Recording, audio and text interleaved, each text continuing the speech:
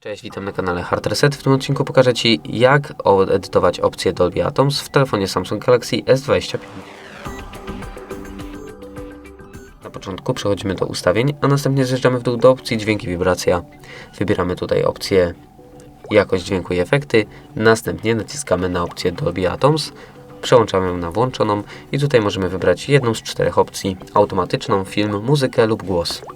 Jeżeli wideo było dla Ciebie pomocne, zostaw łapkę w górę oraz subskrypcję. Z mojej strony to tyle, ja się żegnam. Cześć!